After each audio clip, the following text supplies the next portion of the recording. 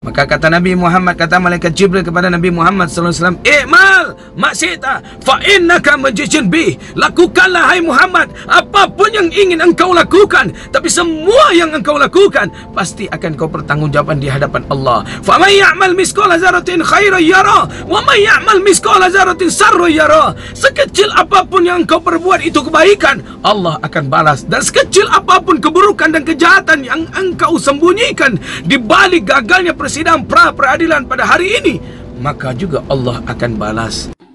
Sidang akan dilanjutkan secara online. Ya, demikian. Kalau demikian, hakim berkeberatan, kami tidak akan mengikut sidang online. Kami tidak akan mengikut sidang online. Tidak ada. Mohon maaf, saya bicara dulu. Tidak ada. Mohon maaf. Biarkan sidang online. Biarkan sidang online. Majelis hakim, kalau mau dipaksakan sidang online, saya menyatakan diri tidak mengikuti sidang. Sidang sama tembok. Saya akan keluar dari ruang ini dan saya tidak akan mengikuti sidang. Saya mohon maaf, apalagi pengacara saya sudah menyatakan juga.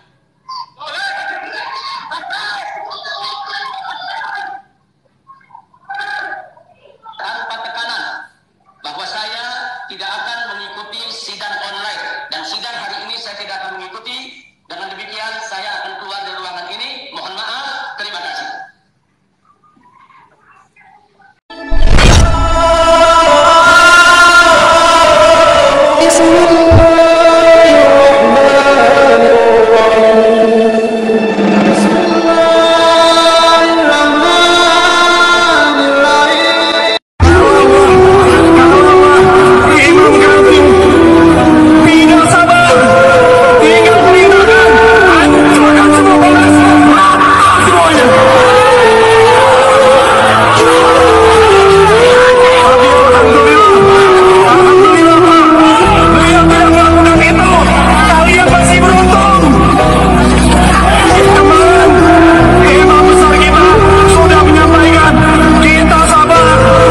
Bismillahirrahmanirrahim. Assalamualaikum warahmatullahi wabarakatuh.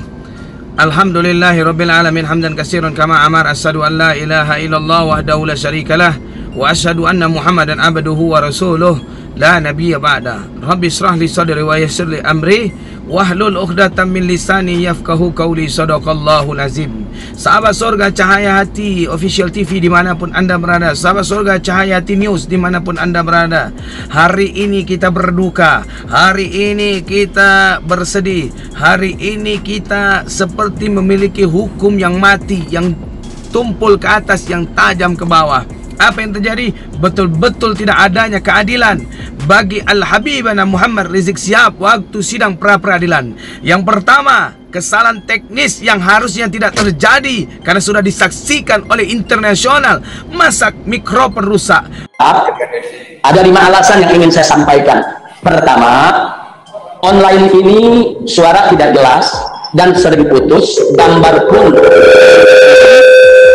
bahkan hanya bergantung dengan sinyal, dan setiap saat teknologi ini bisa disabotase. Itu alasan pertama.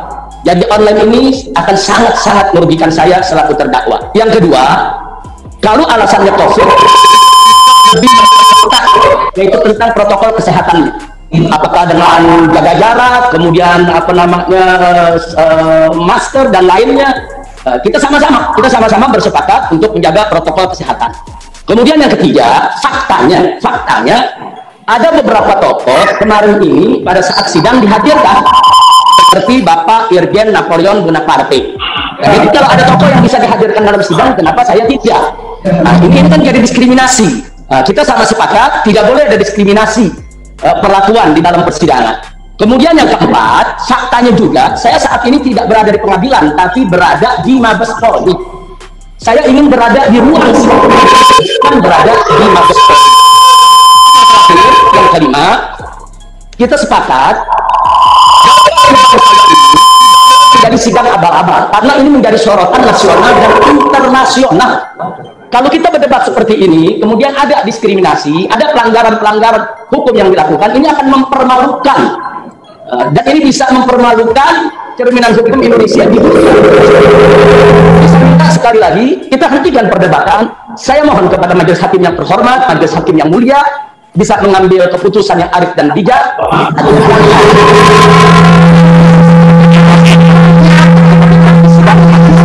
harus dihadirkan. Nah, itu yang saya mau sampaikan. Ini jadi sorotan nasional, internasional, seluruh. Yang kedua, masa terdakwa tidak bisa dihadirkan dengan alasan protokol kesehatan. Bagaimana cerita protokol kesehatan? Berapa banyak ribuan orang pelanggar protokol kesehatan? Kenapa tidak ditangkap? Kenapa tidak dimasukkan ke dalam penjara seperti Al-Habib Muhammad Rizik Syihab?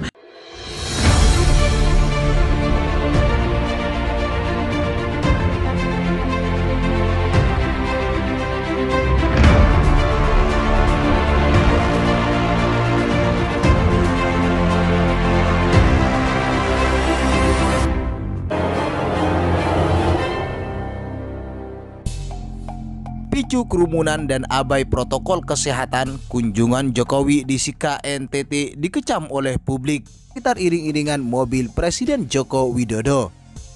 Tanpa aparat dari TNI, Polri, dan Pas Pampres bersusah payah untuk membuka jalan lantaran aksesnya tertutup oleh masyarakat.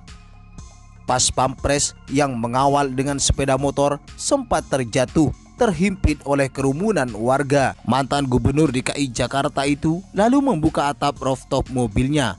Ia keluar dari rooftop mobil dan melampaikan tangan ke arah warga. Sontak masyarakat pun semakin antusias dan beberapa di antaranya berteriak, "Ada apa wahai majelis hakim? Ada apa wahai aparat penegak hukum? Ada apa ini? Kenapa kalian seperti ini? Ya Rabbana ya Karim, apakah engkau takut tertindas dengan penguasa yang mengancam engkau? Maka kul al-haqqu law kana murra. Katakan kebenaran itu walaupun pahit. Katakan kebenaran itu walaupun kau tertindas. Katakan kebenaran itu walaupun engkau dibenci. Katakan kebenaran itu walaupun kau harus kehilangan jabatan. Katakan kebenaran itu walaupun kau berada di balik jeruji besi.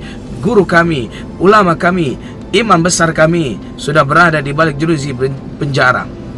Walaupun dia sudah membayar 50 juta denda, tapi mereka yang pelanggar protokol kesehatan di sana, apa yang terjadi majelis hakim?